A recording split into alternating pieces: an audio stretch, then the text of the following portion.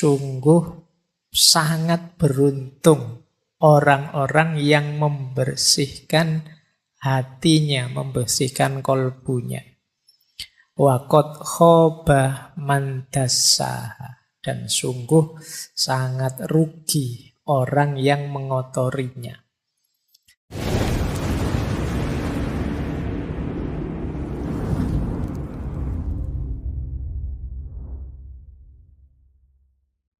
Assalamualaikum warahmatullahi wabarakatuh.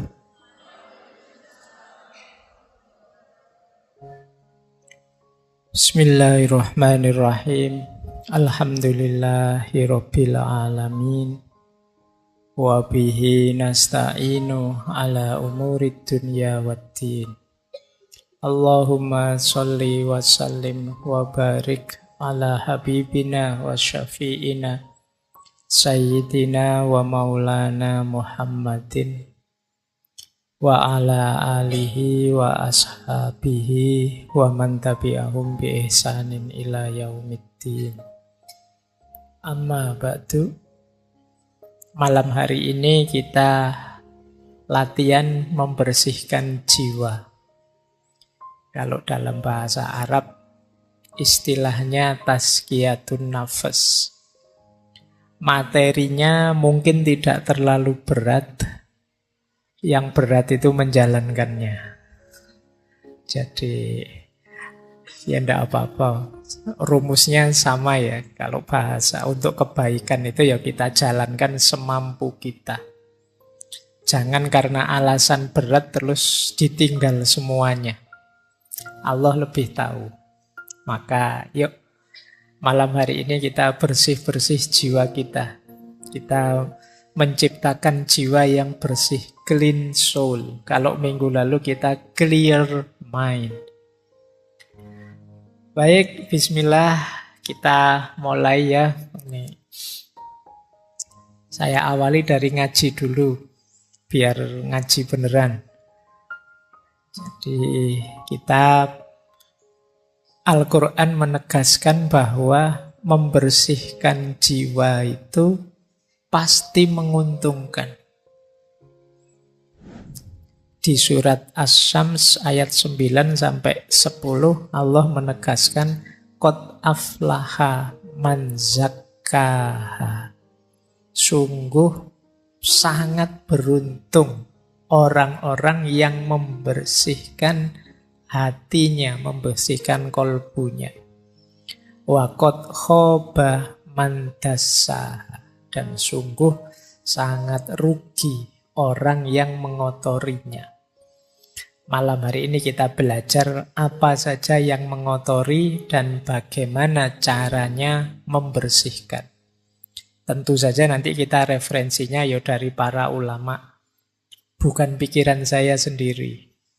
Jadi kalau ada yang luar biasa dari ngaji ini terus teman-teman ngutip dipotong-potong, itu kadang-kadang rasanya saya kayak pinter banget. Wong aku cuma ngutip pikiran-pikiran para tokoh, para filosof, para ulama. Jadi saya hanya penyambungnya saja. Mereka-mereka, beliau-beliau itulah yang hebat. Nah, saya lanjutkan. Kalau di surat Al-Jumu'ah ayat 2 dijelaskan bahwa tazkiyatun nafas itu bagian dari misinya Rasulullah. Berarti kalau kita berupaya membersihkan jiwa, itu kita membantu suksesnya misinya Rasulullah. Huwallazi ba'atha fil ummiyina rasulam minhum yatlu alaihim ayatihi wa yuzakkihim. Wa yuzakkihim itu dan membersihkan jiwa-jiwa mereka. Wa yu'allimuhumul kitaba wal hikmah wa in kanu min qablu lafi dhalalim mubin. Jadi dialah yang mengutus kepada kaum yang buta huruf seorang rasul di antara mereka Yang dilakukan apa oleh para rasul ini? Oleh rasul ini yatlu alaihim ayati, membacakan ayat-ayatnya Allah, wa yuzakkihim, dan membersihkan hati-hati mereka, jiwa-jiwa mereka, wa yu'allimuhumul kitaba wal hikmah, dan mengajarkan kitab suci dan hikmah. Nah, ini menarik, yang diajarkan ternyata antara lain hikmah. Yang kalau dalam tradisi filsafat Islam kan hikmah itu ya nama lainnya wawasan-wawasan filosofis tentang hidup. Wa in kanu min qablu lafi dhalalim mubin. Meskipun mereka ini sebelumnya sungguh berada dalam kesesatan yang nyata. Baik, ayatnya sudah ya, anggap saja ngajinya sudah. Sekarang kita belajarnya. Bismillah, kita mulai. Yuk kita lihat diri kita ini seperti apa. Baik, saya lanjut lagi. Ini strategi yang disampaikan oleh Imam Ghazali dalam Ihya. Untuk melakukan tazkiyatun nafas, jalannya 3. Yang pertama ilmu dan keyakinan, yang kedua riyadoh, dan yang ketiga mujahadah. Masing-masing ulama nanti punya tips, punya jalan sendiri-sendiri. Kalau ini saya ambil dari Ihya. Yang pertama apa? Ilmu. Tentu saja harus tahu ilmunya. Makanya malam hari ini itu kita konteksnya konteks ilmunya Mas Ian. Kita belajar bagaimana tazkiyatun nafas yang pas, yang cocok, yang benar, yang sesuai. Jangan sampai kita ingin bersih-bersih malah mengotori. Mungkin karena sapunya tidak cocok. Nah, di sini perlunya ilmu. Kalau sudah dapat ilmunya, mantaplah, yakinlah. Kalau masih ragu-ragu, kalau masih belum yakin ya agak berat. Apa-apa itu kalau setengah-setengah yakinnya kan tidak maksimal. Jadi kalau sudah dapat ilmunya yakinlah, baru kemudian riyadoh. Riyadoh itu makna letternya sebenarnya latihan. Nah, Imam Ghazali mengutip gagasannya, ada banyak yang dikutip. Saya ambil 2, Yahya bin Mu'az Ar-Razi dan Sufi besar Sahal Al-Tustari. Kalau riyadoh versi Syekh Yahya bin Mu'az Ar-Razi, yang dilakukan apa? Menjaga makanan, menahan mata, mengendalikan mulut, dan pemaaf. Jadi menjaga makanan berarti ya puasa lebih simpel. Atau makan jangan berlebihan. Kemudian tidur juga jangan berlebihan. Menahan mata. Kemudian mengendalikan mulut. Dan pemaaf. Jadi kata Syekh Yahya bin Mu'az ini strategi-strategi ini efektif untuk detok, membersihkan kotoran-kotoran kolbu.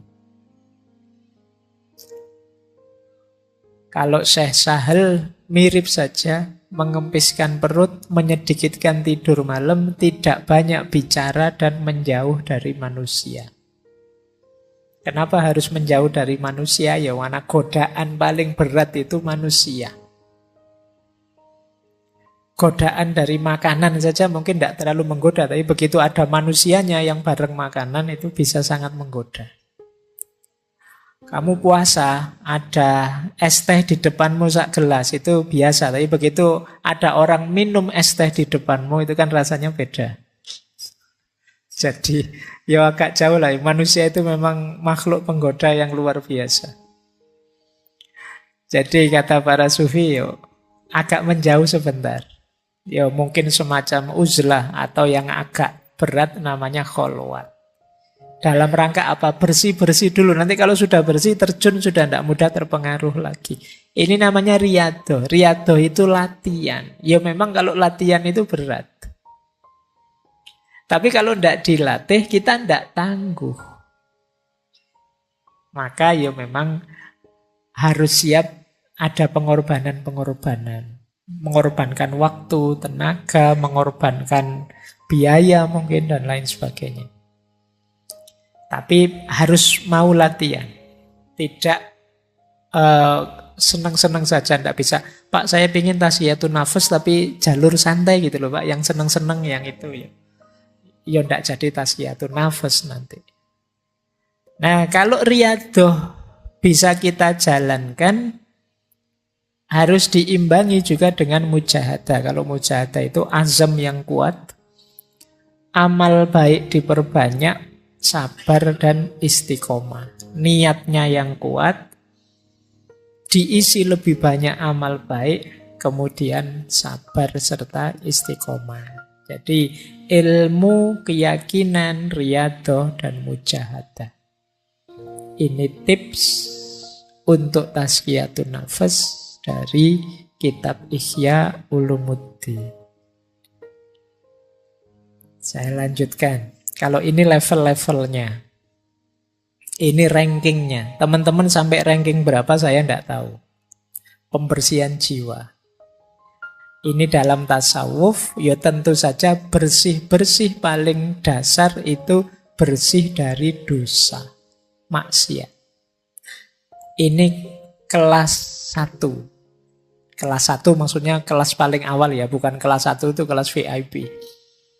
Jadi kelas paling dasar. Kalau kita masih belum bisa bertarung melawan dosa dan maksiat, ya naik ke level atasnya masih berat. Jangan dibantah biasanya terus, Pak, manusia itu kan wajar, makhlul khotok wan nisyan, Pak.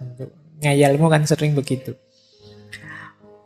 Iya. Tapi maksudnya sirna segala dosa itu di batin kita tidak ada niat, tidak ada keinginan secara sengaja melakukan dosa.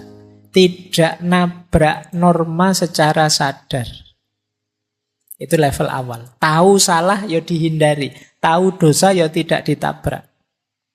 Bahwa kadang-kadang ada khilaf, lupa, tergelincir secara tidak sadar.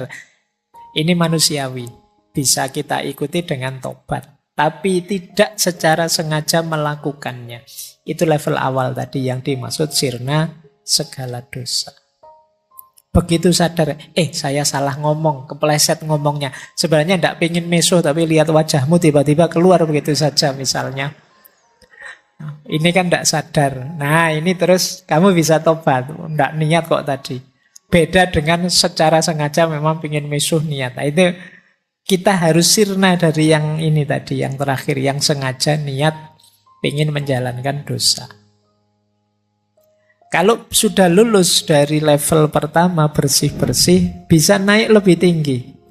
Membersihkan diri dari segala keterikatan selain Allah. Keterikatan itu berarti ketergantungan.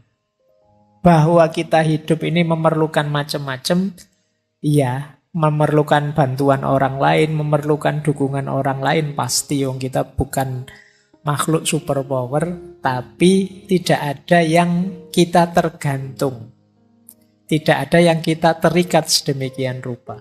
Terikat itu berarti kalau tidak kamu saya tidak mungkin bisa begini, ini namanya terikat. Kalau tidak karena pertolonganmu teman saya tidak bisa sesukses ini, maka kamu harus nolong aku terus, ini namanya terikat. Satu-satunya keterikatan yang sah itu ya hanya dengan Allah saja. Maka hal-hal yang di luar Allah jangan sampai menghalangi kita dekat dengan Allah. Jadi level 2 bebas dari segala keterikatan. Kalau ini sukses, naik ke level yang lebih tinggi lagi, yaitu bebas dari keakuan. Biasanya orang itu yang sudah sukses di level 2 itu terus merasa bangga dengan dirinya bahwa aku loh bisa bersih, aku loh bisa sukses melepaskan segala keterikatan.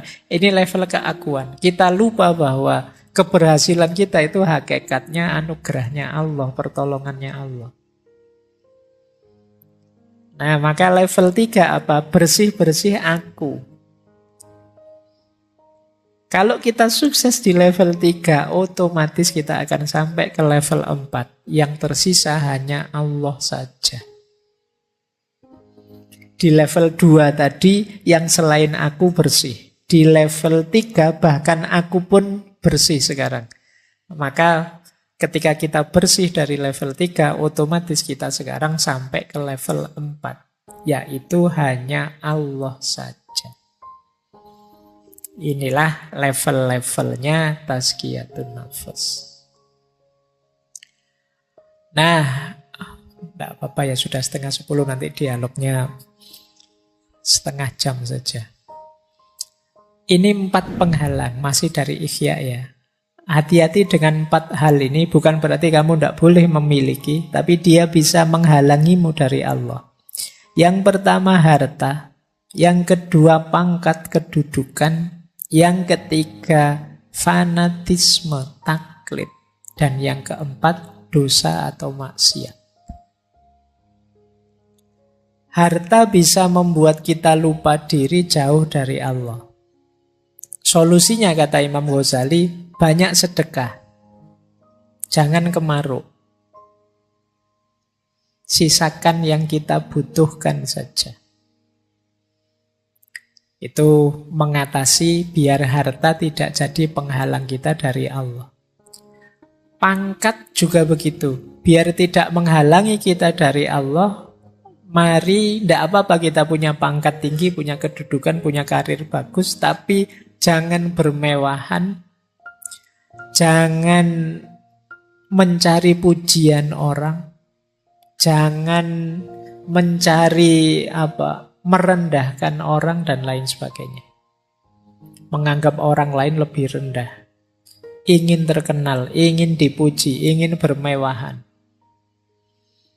Jadi hartanya sekian ratus M misalnya, karena jadi pegawai pajak misalnya.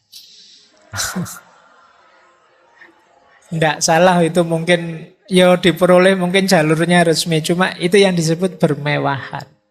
Bermewahan itu mungkin jalurnya legal, tapi akan menghalangi kita dari yang hak, dari Allah. Kenapa? Karena kita sibuk dengan harta. Maka pangkat dan kedudukan harus kita kelola secara positif. Harta juga begitu. Ada lagi yang menghalangi kita dari hak, fanatisme, taklid. Baik pada kelompok, aliran, orang, tokoh, atau siapapun. Ini bisa jadi hijab kita untuk dekat kepada Allah. Bisa menggeser orientasi harusnya ke Allah, tapi ke yang kita takliti atau kita fanatiki. Dan yang keempat tentu saja maksiat. Maksiat itu pasti akan jadi hijab kita dari Allah. Baik, masih ada. Ini petunjuk praktis. Nanti teman-teman coba direnungi ya. Ini menarik. Imam Ghazali memberi petunjuk praktis dalam Ihya. Ini saya agak merangkum dari kitab Ihya. Kotorannya apa? Jalan bersih-bersihnya apa? Yang pertama kata Imam Ghazali, kotoran jiwa dalam aspek syahwatnya perut dan bawah perut. Jalan tazkiyatun nafasnya 2. Yang pertama puasa. Yang kedua menikah.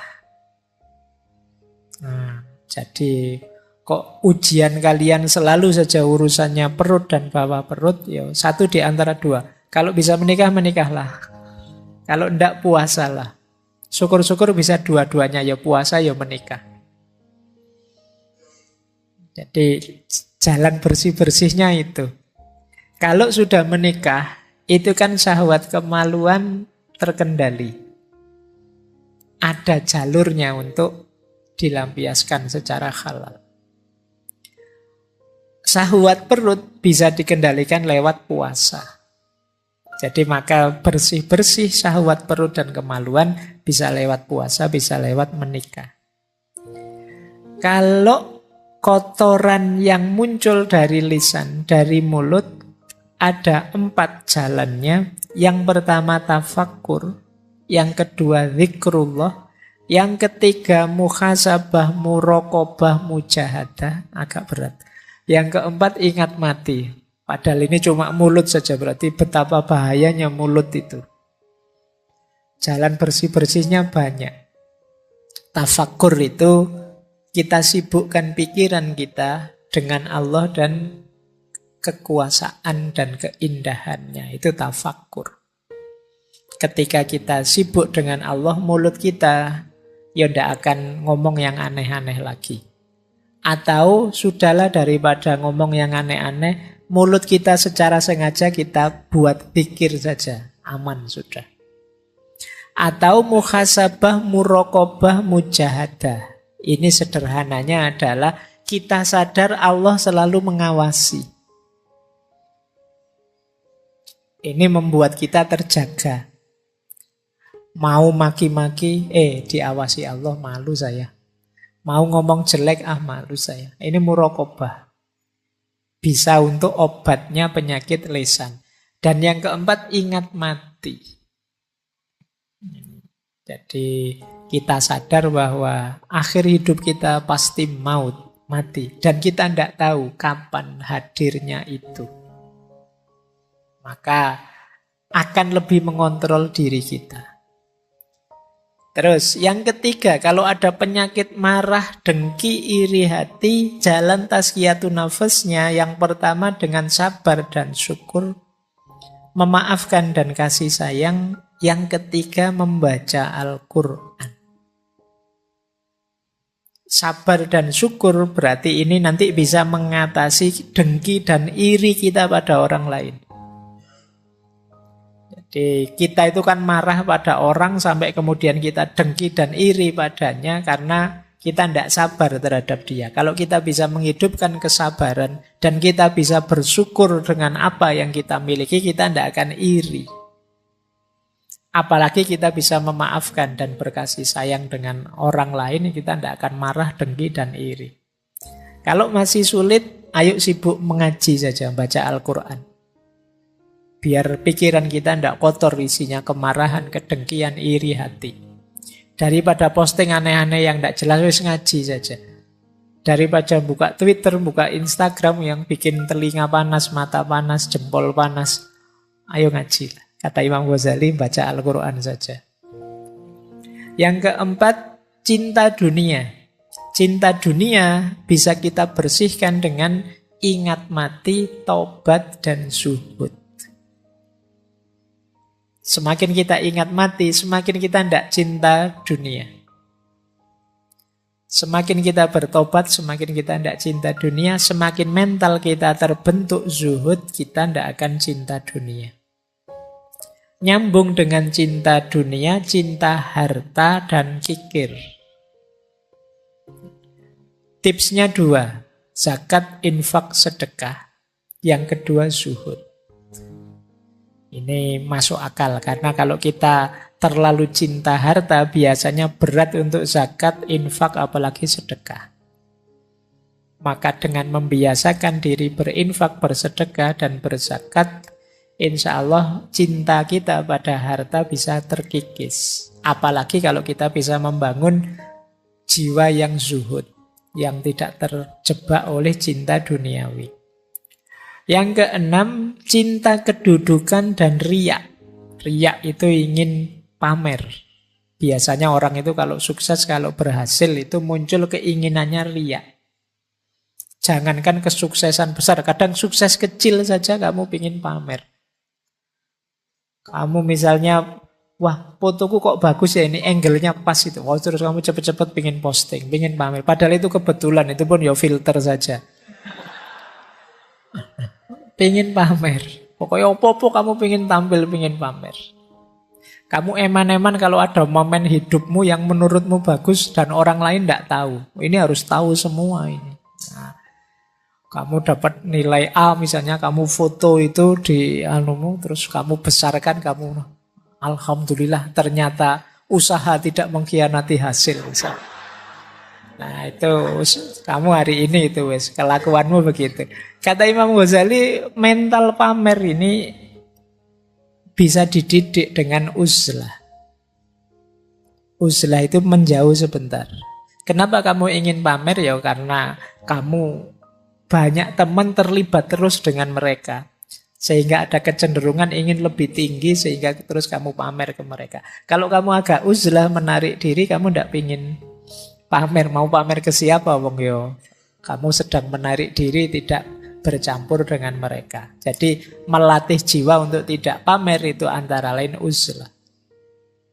Sementara obatnya takabur dan ujub, takabur itu sombong, ujub itu merasa besar. Takabur itu merasa lebih tinggi dari yang lain, ujub itu merasa diri luar biasa. Lupa bahwa semuanya anugerahnya Allah. Itu obatnya 3, tauhid, tafakkur, dan sholat. Pak, saya sudah rajin sholat loh Pak, tapi rasanya kok masih sombong Pak, sholatmu kurang beres. Karena sholat itu harusnya tanha anil fahsya wal mungkar. Baik, ini nanti coba ya teman-teman praktekkan. Kalau ini lebih praktis dari Imam Ghazali.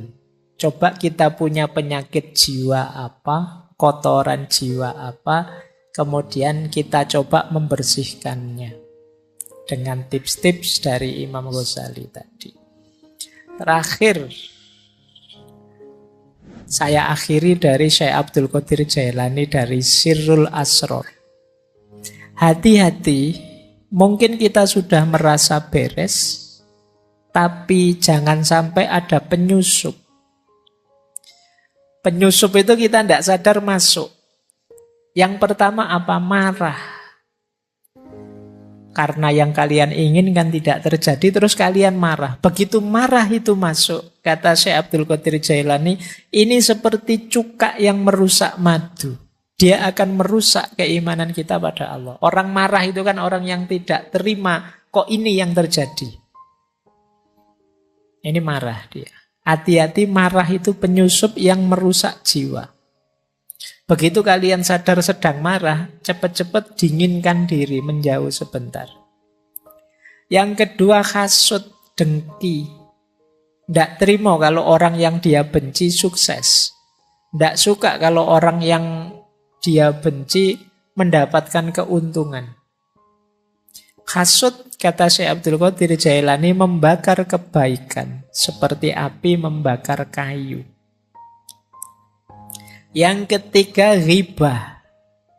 Wow, ini hari ini kan peradaban kita peradaban gosip. Ghibah. Kalimatnya Syekh Abdul Qadir Jailani ngeri dalam Sirrul Asror. Ghibah itu jauh lebih buruk daripada zina. Nanti kalian renungi ya, efek destruktifnya ghibah. Gosip itu bisa merusak tidak hanya orang yang melakukan ghibah atau yang bersangkut dengan ghibah, itu bisa menyebar kemana-mana sampai level nasional, bahkan mungkin bisa ada gosip level internasional. Nah, nanti kalian coba itu merusaknya bisa lebih masif. Makanya kalau kalian gosip jangan tanggung-tanggung, ini gosip level internasional.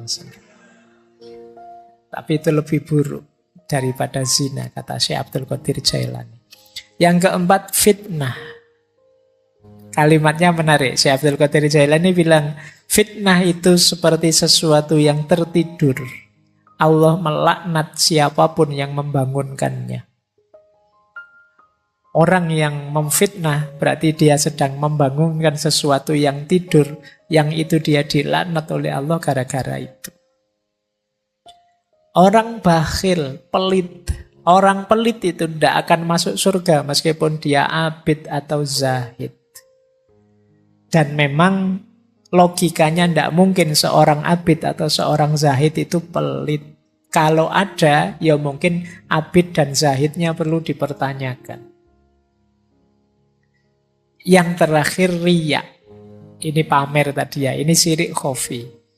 Ini namanya mufsid. Jadi 6 hal ini halus sekali. Kadang masuk dalam diri kita dan kita tidak sadar. Marah, hasad, ghibah, fitnah, bakhil, dan riya. Nanti kita cari apakah ada atau tidak dalam diri kita aspek-aspek ini. Masih ada. Wes enggak apa-apa sisan ya, nanti dialognya lebih jam 10 dikit enggak apa-apa. Jangan tertipu. Kata Imam Ghazali terakhir ini. Ini wahai orang-orang baik, kalian kan orang baik ini. Yang lebih mudah tertipu. Ini saya ambil dari Al-Kasfu wa Tabyin yang dulu pernah kita bahas satu sesi full.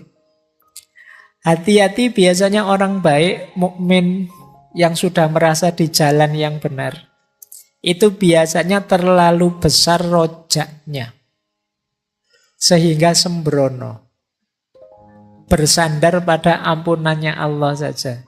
Ini termasuk orang yang tertipu. Alah, nanti semua masuk surga kok.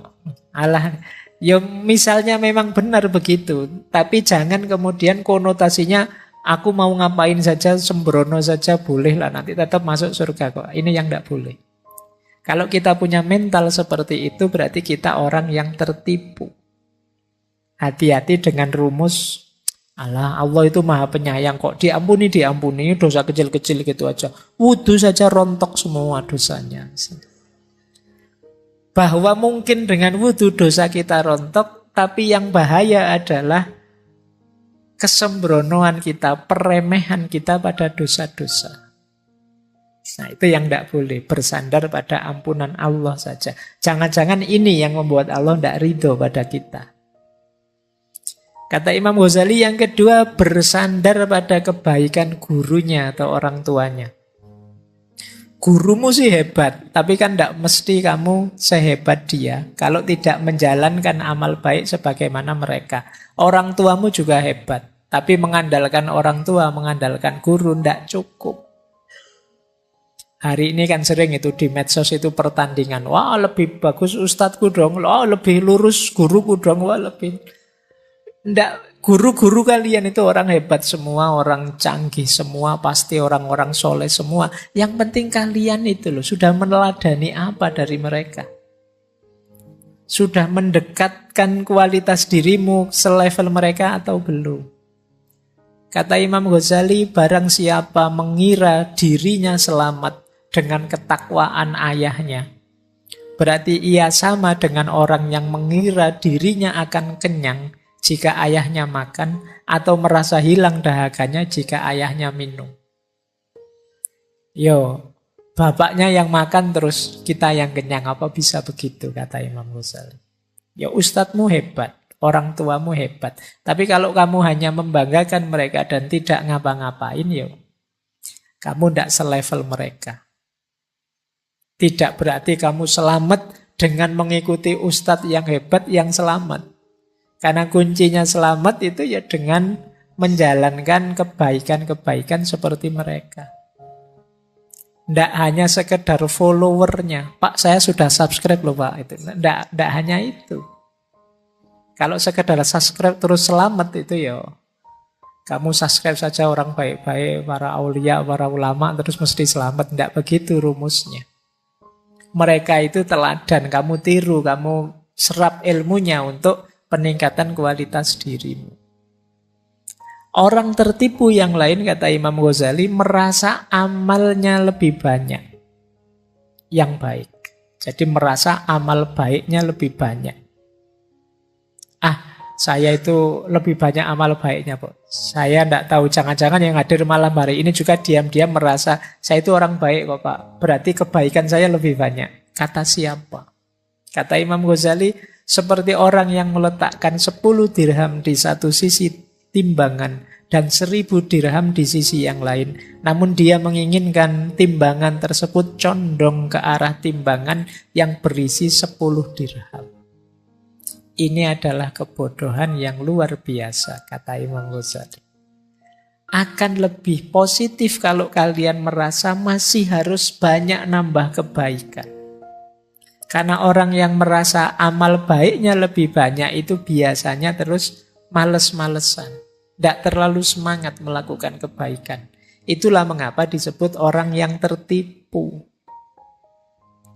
Dan terakhir, banyak orang yang menghitung amal baiknya saja. Yang jeleknya tidak dia hitung. Begitu dia puasa, begitu dia sholat malam, begitu dia sodako, diinget-inget terus, dihitung terus. Tapi yang dia maki-maki orang, dia ngambil barangnya orang, dia korupsi kecil-kecilan, tidak dihitung. Ini akan jadi orang yang tertipu, akan jadi kotoran dalam jiwa kita. Maka ayo hati-hati, karena jangan sampai kita ini merasa sudah benar, sudah baik, sudah selamat, ternyata belum. Karena sikap mental kita yang keliru. Sebagaimana diingatkan oleh Imam Ghazali. Baik, saya kira itu ya.